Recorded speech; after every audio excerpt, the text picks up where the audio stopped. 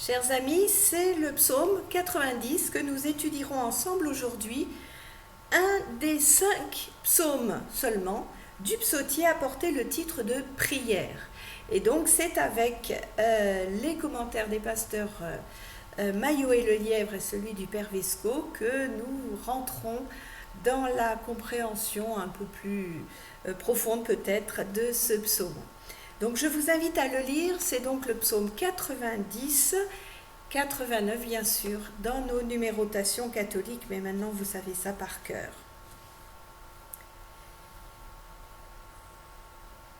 Les deux psaumes précédant celui-là, donc les 88 et 89 dans la numérotation protestante, nous plaçaient devant le désarroi du psalmiste face à une douleur qui n'en finissait pas pour le premier et face à l'extinction de la dynastie davidique dans le second. Les deux exprimant bien sûr le questionnement de leur auteur devant la non-intervention de Dieu en opposition à sa bonté et sa fidélité. Le psaume 90 suggère une réponse. L'infidélité ne vient pas de Dieu, mais de l'humain. Et il lui est proposé ici d'apprendre, ses jours étant comptés, à acquérir la sagesse. Voilà une belle démarche dans la période que nous vivons, si difficile, où nous reprenons conscience tout à coup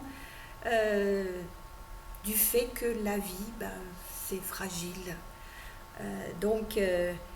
Comment finalement avoir à la fois conscience de ça, sans être complètement désespéré bien sûr, mais du coup acquérir une certaine sagesse.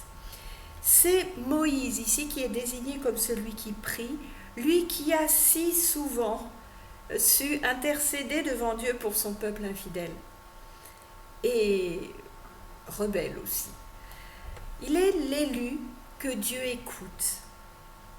Le titre d'homme de Dieu lui est attribué ici, comme ailleurs, on peut le donner à Élie, à Élisée et à David.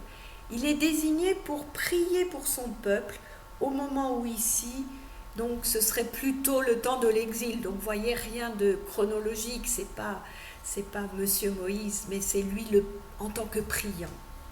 Sa prière se développe en hymne d'abord, des versets 1 et 2, puis en méditation, des versets 3 à 12, puis en demande, des versets 13 à 17. Le titre solennel de Adonai, Seigneur, ouvre le psaume, mettant en relief la majesté de Yahvé, dont le nom ne sera cité qu'au verset 13.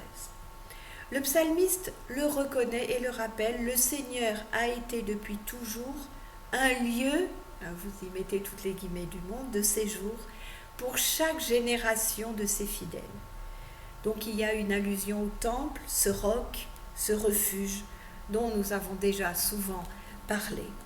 Le psalmiste affirme que Dieu existe depuis et jusqu'à un temps illimité, et avant même la création du monde. Les montagnes elles-mêmes, la terre et le monde ont été engendrés par lui. Il était là avant que le monde soit, et il est toujours là. Il est invulnérable au temps, à l'inverse, donc, des humains. Le temps n'a pas de sens pour Dieu, mais qu'en est-il donc pour l'humanité ? C'est cette question de notre rapport au temps qui est traitée dans ce psaume. Pour le psalmiste, c'est Dieu qui est responsable de la mortalité humaine. Il fait retourner le mortel à la poudre, à la poussière. Le terme utilisé ici est Énoch, qui désigne l'homme dans sa fragilité. La poussière caractérise ce qui est broyé, écrasé, physiquement comme moralement. Le car, la conjonction car du verset 4 est plus exclamative que causative. Il introduit une comparaison imaginaire qui montre que le temps n'existe pas pour Dieu. 1000 ans. Même les patriarches d'avant le déluge n'ont pas atteint cet âge. Et pourtant, cette durée représente à peine une journée pour Dieu. Et encore une journée déjà passée. ou une veille de la nuit, et ça représente 4 heures. Rien donc pour Dieu. Pour l'homme, le temps est compté, mais pas pour Dieu. Tu les déverses, dit le psaume. Il s'agit des humains mentionnés plus haut. Ce verbe s'emploie à propos des nuages qui déversent des trombes d'eau accompagnées de coups de tonnerre. Donc Dieu vide complètement le contenant. Le mot sommeil peut désigner soit un rêve qui ne laisse aucune trace, soit le sommeil de la mort. Dans les deux cas, ils ne sont plus rien. L'image de l'herbe suggère un destin éphémère et fragile. Elle fleurit le matin et sèche le soir. Et cette brièveté de la vie humaine est vue comme l'effet de la colère divine. Une vie pleine de terreur et d'épouvante. Quand Dieu cache son visage, c'est l'épouvante. Cela désigne l'émotion qui surgit quand on est confronté à de l'inattendu, à une menace ou à un désastre. Une émotion qui nous parle tout particulièrement dans ces temps d'inquiétude, mais dans ces temps où aussi, avec le procès des attentats, nous nous remémorons cette période ultra-violente traversée à ce moment-là. Peut-être devons-nous aussi être humbles comme le psalmiste, et du coup, dans ces moments terribles, faire appel, nous aussi, à Dieu. Pour le psalmiste, aucun doute, la colère de Dieu a pour cause les iniquités des hommes. Ce qui nous est caché désigne les fautes qui sont cachées aux yeux de l'homme, mais ne peuvent échapper à Dieu. La lumière de son visage est celle de ses yeux, donc de son regard. Nos jours tournent comme un jour qui décline et s'en va. Dieu les emporte dans sa colère. Les années disparaissent aussi facilement qu'un soupir, ou qu'une araignée, ou encore sa toile, selon d'autres traductions. Dans tous les cas, on y voit donc la fugacité, la fragilité. Selon ce psaume, 70 ans, c'est la limite d'âge à laquelle l'homme peut arriver. 80, c'est une prouesse, un mot qui désigne les miracles de Dieu. Notons que le Siracide est plus généreux.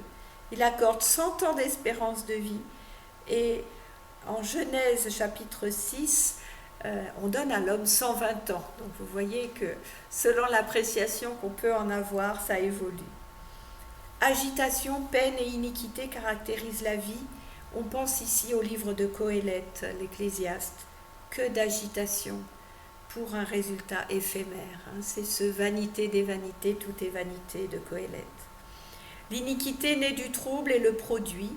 Elle a la peine pour résultat. Encore un aspect bien contemporain pour nous. L'image de l'envol appliquée à la mort se retrouve chez Job. Nous sommes donc dans cette partie, dans une longue méditation de sagesse de la part du psalmiste.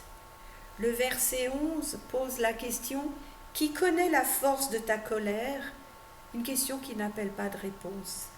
Mais devant l'imprévisibilité de Dieu, il convient, selon le psalmiste, de le craindre.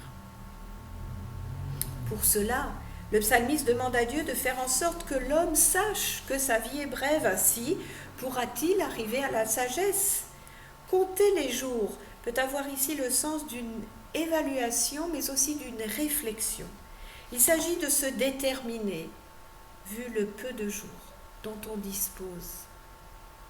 Le psalmiste demande alors à Dieu de retourner, de se convertir, donc, ce qui revient à faire cesser sa colère et accorder son secours.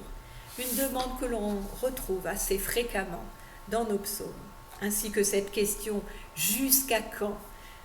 qui traduit l'inquiétude devant la durée de l'épreuve et son issue. Après avoir parlé de la situation générale d'Israël, le psalmiste évoque maintenant les serviteurs de Dieu, des versets 13 à 16. L'Israël fidèle, lui aussi, pourtant, durement éprouvé. Repens-toi, dit-il, et c'est bien plus qu'un simple appel à la pitié. C'est encore un appel à la conversion de Dieu. C'est Dieu qui doit se repentir. Ça revient à lui dire, reviens de ta colère, Seigneur, change ton projet. Dieu doit se laisser fléchir, redevenir bienveillant. Son amour qui le lie à son peuple doit avoir le dessus sur sa colère. Il est invité à en rassasier le peuple au matin, temps favorable des interventions divines. Alors, rassasié de cet amour, le peuple criera et se réjouira, ce qui revient à faire retentir avec force des cris de joie. Cette joie qui vient compenser l'humiliation au préalable subie. Ton œuvre, ce que tu fais, désigne les interventions de salut que Dieu accorde, soit pour punir, si on ne les comprend pas, soit pour récompenser, si on les médite et s'en souvient. Ainsi, la punition serait quelque chose pour attirer notre attention. On en contemple la splendeur, un mot qui s'applique par exemple à la beauté d'un paysage. Ici, le psalmiste demande peut-être une théophanie, une apparition finalement de Dieu, une présence, ou tout au moins une manifestation visible de sa puissance. Le psaume se termine en évoquant la douceur de Dieu, qui est la faveur divine. Elle doit s'exprimer en affermissant les œuvres des mains de ses serviteurs. Face à la fugacité de la vie humaine, le psalmiste fait un vœu de permanence et de stabilité. Et c'est même là-dessus qu'il termine et insiste en le répétant 2 fois. Les versets 11 et 12 sont le cœur de ce poème magnifique dont il tire la leçon. Le peu de vie que Dieu laisse à l'homme doit le conduire à la sagesse et à la crainte de Dieu. La crainte, ça n'est pas la peur, je l'ai déjà signalé, c'est plutôt une forme de révérence, de respect. Alors Dieu, repenti, ne se souviendra plus des iniquités, mais rendra ferme l'ouvrage des mains de ses serviteurs, dont il restera ainsi une trace qui lui survivra. C'est une belle méditation que celle-là, tristement lucide, mais finalement pleine d'espérance. Je vous dis à un prochain psaume. Belle méditation à vous.